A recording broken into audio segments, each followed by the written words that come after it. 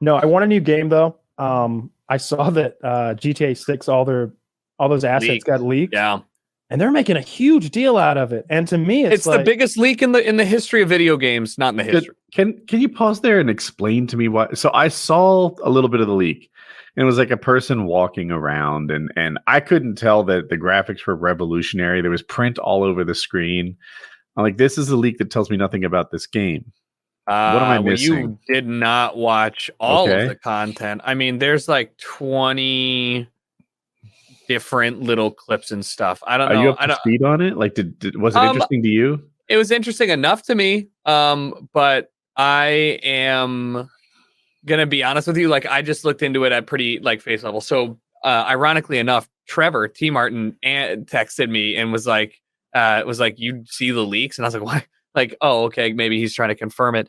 The reason is that it got leaked is their Slack channel got hacked, or phished rather. An employee had their Slack channel phished. And then they went into the Slack channel and took all the developmental videos and stuff. It's not going to look good because it is an alpha build, so it has none of the polishing, right? You're just looking at framework. But what was cool is that there's videos of like the entire engagement with like you walking into a burger joint and then robbing it, then like how that works, going out, taking heat, hiding. Like there's animation pickup drop down. It's not that like the video itself is like, look at the next gen GTA. It's that, look, you can see the framework for a lot of what's coming, and it spoils the surprise, but like it's certainly made predictably. Everybody who saw it, they're like, we're waiting 8 years for this pile of shit. Like, we've played alpha builds of games. They're not going to look good, and I thought this looked pretty good, so I felt like it got undue hate. Yeah, I felt the exact same way. I didn't understand. On one hand, I don't understand. Kyle, we lost your audio right after I don't understand. I know you hate that. Yeah. So I'm not a Grand Theft Auto guy. I just didn't understand like why it was interesting. I even still don't get it. You're like, oh, it showed him like a pickup animation. And I'm like, that's interesting to people? I mean, it's not, I don't think it's necessarily that, like, I'm not sitting there drooling over the pickup animation, but I'm also not doing the same with Call of Duty. But people care about Call of Duty's pickup animation or something like that. To a level. So I think it's more exciting that like, hey, this little thing that we know was in development, like usually we'd wait and then we'd get like a trailer and we'd see rendered footage of what they want to show us that gives us no idea of like what is like you walking around the city feel like. And it gave us more info into like what's the city look like. And didn't I see a female protagonist? Like, yeah, we know there's a female protagonist at the very That's huge. Now that's the only thing where I'm like, okay, now this is different. Because they're switching back and forth. I think that there's confirmation. Well, yeah, the ability to do anything like that is kind of new because, correct me if I'm wrong, but you're always like, they're a guy. They pick you, you're a guy. I remember people being like, do I have to be black? On the last one, like there was a huge thing about that. And so the ability to have like there's multiple protagonists or like different sexes, like that's all new stuff. But I don't see it as this big loss. Like that statement from Rockstar was like, we are devastated that this has happened and this beautiful thing has been released and you know it now. And it's like, dude, nobody fucking cares. Did you think that you were going to be like, look, and we were all going to like, oh my God. I guess we were, but that hasn't gone away. Everybody's it's like spoiling it though. I think that there's no way that they can react any other way than saying they're devastated, right? Like they had the project files. I don't understand why game features are spoilers. You know, like it's not like they told me who the bad guy is and how the story ends necessarily.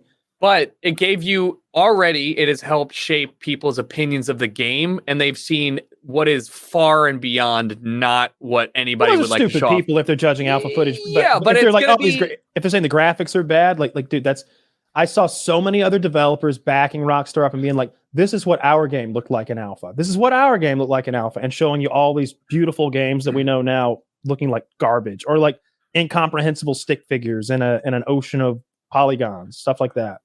Yeah, it'd be a lot like having some, you got a crush on this girl and she comes over and sees your room. Your room looks like it's pretty nice, but it's like not good looking, and you're gonna be like embarrassed about it, right?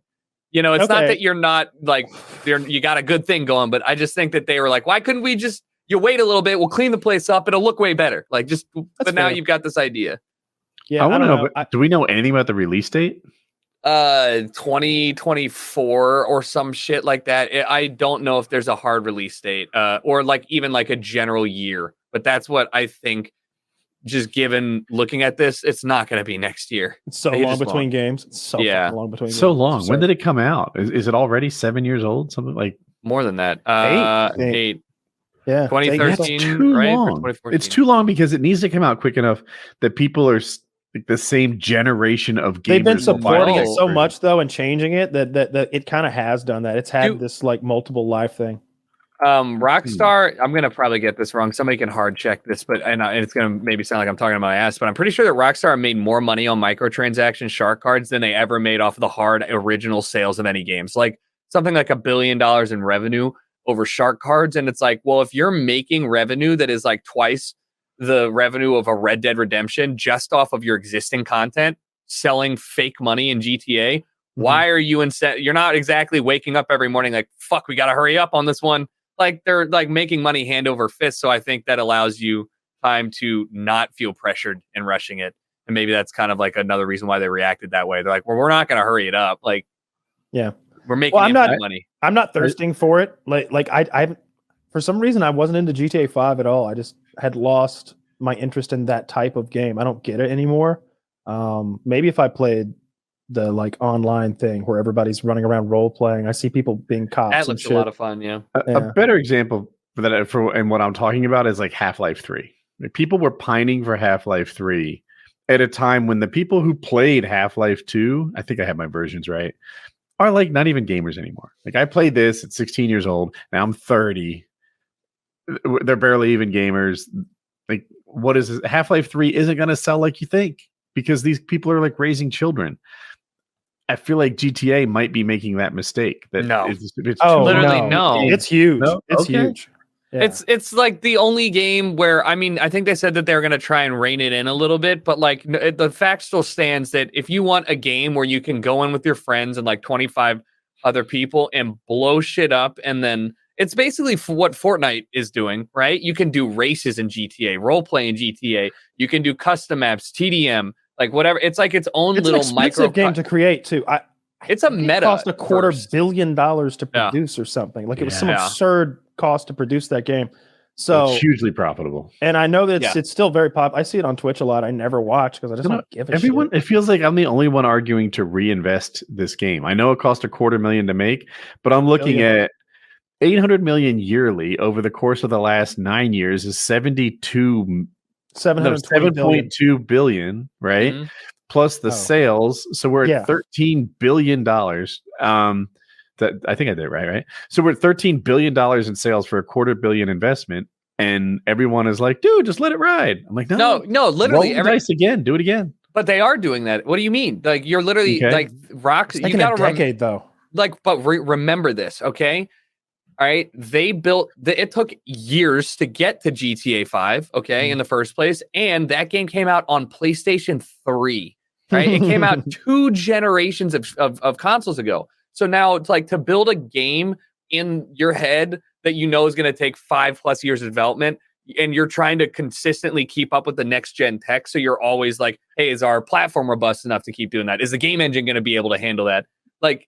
It's a lot more than just throwing money at the problem when you're actively fighting against tech advancements and time like that. Because Unreal Engine 5 didn't exist. It was like Unreal Engine 3 back then. And you're like, yeah. So I don't know. And I don't know the answer to that. But. Like I accept your argument that it's hard. I just can't line up with it's not worth it. Well, no, it's not that it's not worth it. Okay, same thing. You're a sys tech guy. Like you, sure. Why does Call of Duty have server problems on launch day? Just buy more servers. Well, that doesn't work, right? Like, right, like there's scalability stuff, and like it. Sometimes I do this to imagine it. Imagine you have 2 computers, you need to connect them. It's one line, right? Simple as that. Imagine you have 3 computers and you need to connect them. Well, now you have like a triangle, right? It's kind of feasible. Let's do 4. Well, it's not a square anymore because now some computers are 2 jumps away. So it's a square with kind of an X in the middle. Now do 5, do 10. How many lines does it take to connect 10 computers all to each other directly? Like it's getting really complicated. And you take this problem and you scale it like to a larger level.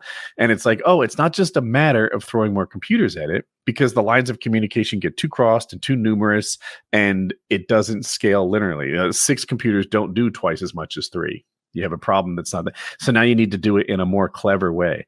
That's why you can't always just throw more money in it. Oh, that's interesting. Thank you for that explanation. Yeah.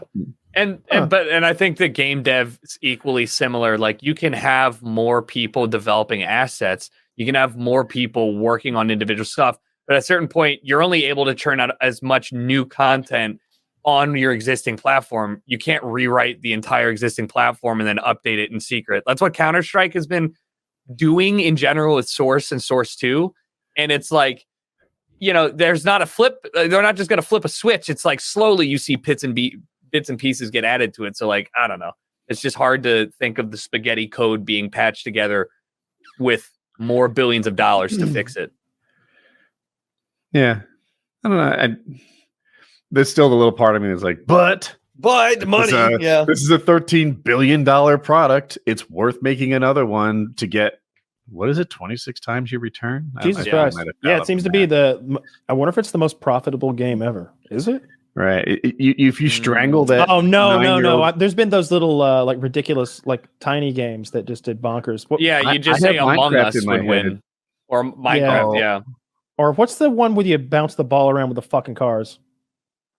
With cars? Yeah, Rocket League? Rocket League, yeah. Oh, well, Rocket League's not anywhere near that, but like you know, I just don't think it costs much to make. I don't know. That game was actually something else. It was called like Super Rocket Turbo Cars or something, and then they just were like, well, that didn't get super popular, and then like 3 years later came out with Rocket League. I'm one step away from the guy who owns Rocket League. Like, do you remember Heather, who used to be used to do our stuff? Her, I think, brother-in-law owns the company that made Psionics. Yeah. I met him. I met him at a wedding, like having to do with Heather's family, and he was just showing me like the stuff he was working on. Before Rocket League, that company was much smaller, and he was doing good like mobile platform games at a time when everyone else was doing Flappy Bird. And he shows me this thing that's like spaceships rocking around. I was like, holy shit! I didn't know an iPad could even do this. But turned out Rocket League was his big hit. But